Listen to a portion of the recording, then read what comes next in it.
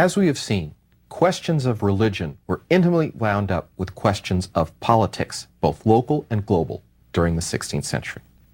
In this lecture, we will see how early modern rulers confronted the Reformation, sometimes using it as an excuse to increase their power, sometimes feeling personally driven to promote it or to eradicate it.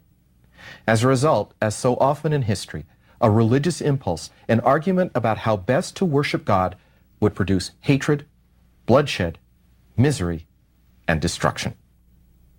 In the last lecture, we sought to explain how it was that the Reformation originated and survived. In this lecture, our first question is, how did it spread and take root in other parts of Europe, but not in others? Each country's situation is different. Let us therefore take a sort of Cook's tour of Protestant Europe. As we have seen, many princes in the Holy Roman Empire, especially in northern Germany, embraced the Reformation. They did so because they had humanist educations, or out of religious conviction, or maybe they wanted church lands, maybe they resented the emperor, maybe they were German nationalists and resented the Pope, and some did so because their merchants and peasants wanted them to do so. Now, in contrast, places like Bavaria and Austria, more directly under the emperor's control, stayed Catholic.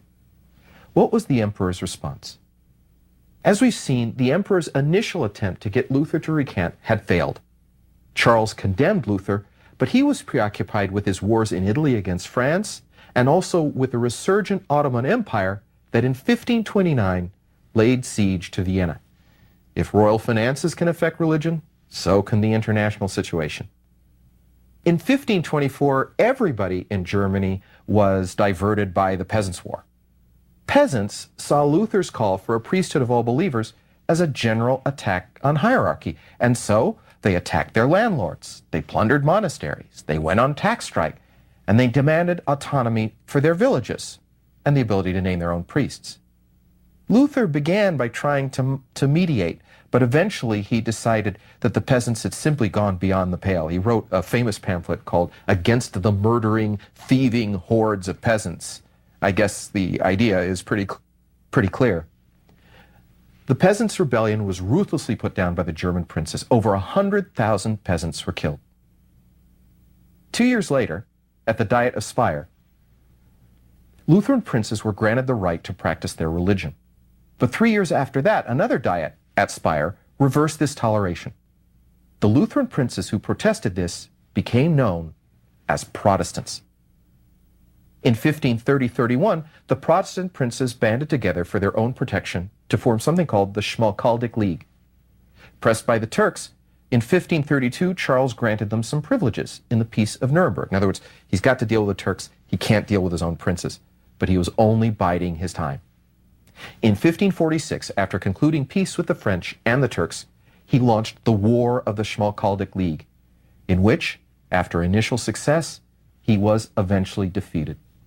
He was forced to agree to the Peace of Passau of 1552, reaffirmed at Augsburg in 1555, granting Lutheran states the free exercise of their religion. The consequences of Augsburg are immense. First, Charles V, by some measures the greatest monarch in Christendom, worn out with war and controversy, announced his intention to abdicate in 1556, retiring to a monastery 2 years later. Germany remained divided in religion and politics. The idea of a united Christendom under a Holy Roman Emperor had been repudiated forever. Now, in fact, Lutheranism had taken root elsewhere already. For example, the ambitious kings of both Sweden and Denmark had embraced it in the 1520s and 30s. The same was also true of much of Switzerland. Switzerland was a federation of self-governed city-state republics whose armies had defeated every attempt by the Holy Roman Emperor to subdue them. So here's another area where there's no central control. Basically, rural areas remained Catholic, but urban areas dominated by literate merchants embraced Protestantism and moral reform. This happened in Zurich, it happened in Basel, and most famously, it happened in Geneva. In the latter, the dominating figure was John Calvin, a French Protestant forced to flee his native country. Spurred on by Calvin's preaching, Geneva sought to become the Bible's shining city on the hill, a theocracy. In practice, a combination of democracy and strict restriction of freedom. First, the Genevan City Council reformed the liturgy and included congregational singing of psalms, very much a hallmark of Protestantism at this time. It also decreed public education for all and rigorous religious instruction of children. Pastors were elected, as were other parish officials. It also decreed the close monitoring of individual households and personal behavior by a consistory of clergy and lay people. Dancing, card playing, and gambling were forbidden in Calvin's Geneva. Its illegitimacy rates were famously low. That was true in part because notorious sinners were excommunicated and even put to death. Finally, Calvin founded a university to train preachers who became especially influential in France and Scotland. Let's talk a little bit about France. Protestant ideas were at first tolerated by the monarchy there, but on the morning of the 18th of October, 1534, Parisians awoke to find that upon going to church, a series of placards attacking the Mass had been attached to their church doors. The affair of the placards led to a royal crackdown. French Protestants fled to Geneva, where they were trained under Calvin. They returned in the 1550s, and in 1559, representatives of 66 Reformed churches drew up a platform based on the Geneva model. These French Protestants became known as Huguenots.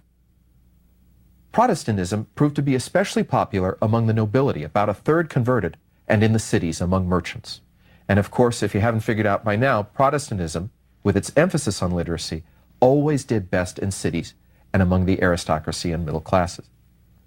Royal attempts to suppress Protestantism would lead to the French Wars of Religion.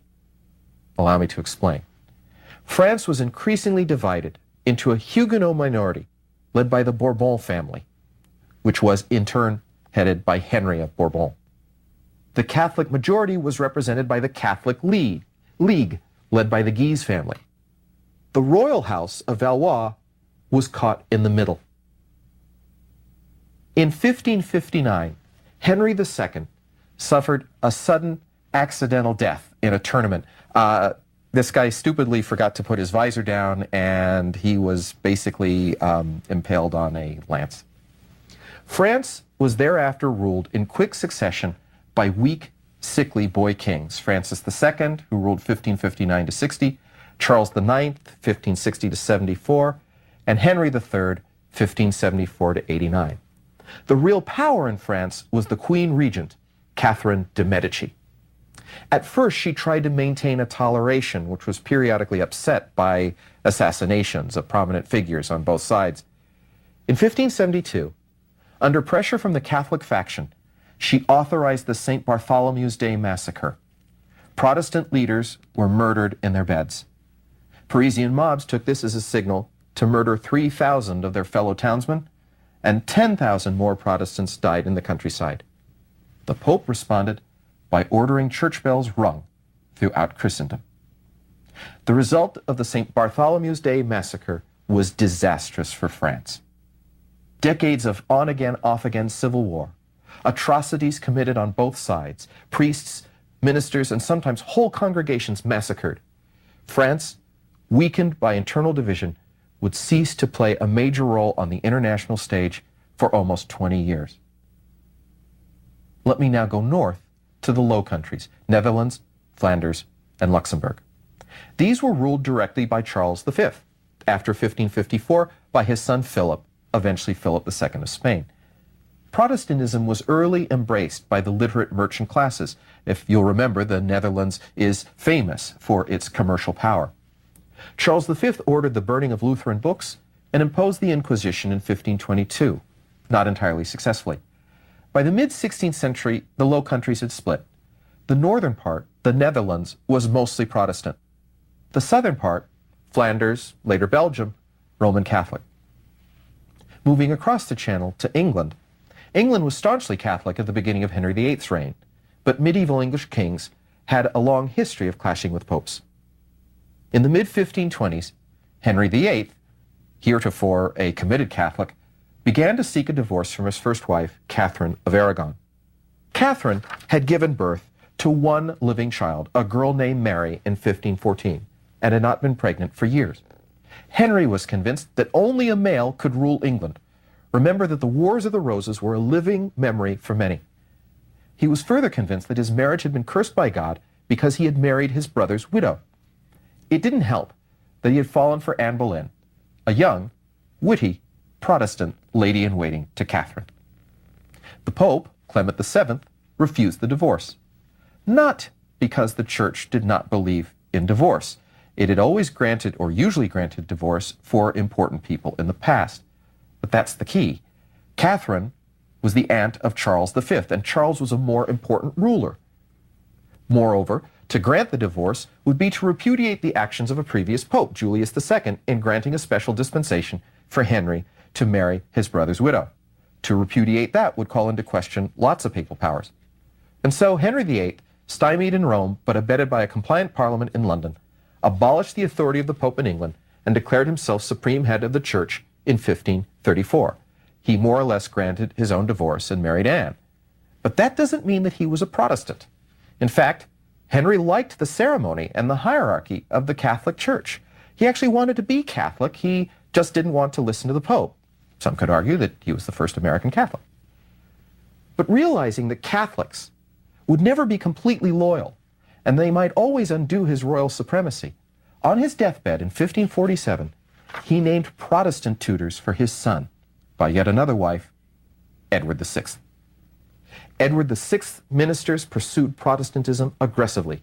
They outlawed the Mass, they repealed the heresy statutes, they commissioned an English Book of Common Prayer. But Edward died in 1553, and he was succeeded by his older sister, who was a Catholic, Mary. Mary and her parliament tried to return England to Rome. They restored the spiritual authority of the Pope, the Mass, elaborate vestments, images, devotions, and the heresy laws. Mary Tudor launched a program of persecution, burning 286 men, women, and adolescents at the stake. Hence her nickname, Bloody Mary. Mary's Catholic restoration might nevertheless have succeeded, but she failed to produce an heir, and she died in November 1558. Henry's last remaining daughter, Elizabeth, needed to pacify a divided nation, and so she sought compromise. The settlement of 1559, once again, Parliament abolished the authority of the Pope and named Elizabeth supreme governor of the Church of England. Conservatives would never accept a female head. Parliament also restored the Protestant Book of Common Prayer, but it retained bishops, vestments, and many old Catholic ceremonies and holidays. I like to say that the Church of England thinks and writes Protestant, but looks and feels Catholic. Admittedly, die-hard Catholics tried to maintain their faith in secret, aided by missionary priests sent from Rome. Strict Protestants tried to purify the settlement of Catholic rituals. They became known as Puritans. But thanks in part to Elizabeth's long 45-year reign, most English men and women seem to have accepted the compromise settlement. England entered the 17th century a Protestant country, but with a rather milder form of Protestantism. Groups on either extreme who wanted to change it and were willing to engage in political activity and even violence to accomplish that. If you want to know more, I can recommend an excellent course in English history by Professor Robert Buckle. Let us now move north to Scotland. Scotland was ruled by the House of Stuart. Now, this country had always been poorer, less centrally governed, its monarchy less powerful than England. After the death of James V in 1547, Scotland was effectively ruled by a regent, Mary of Guise, for her infant daughter, Mary, Queen of Scots. I'm sorry there are so many Marys in this lecture.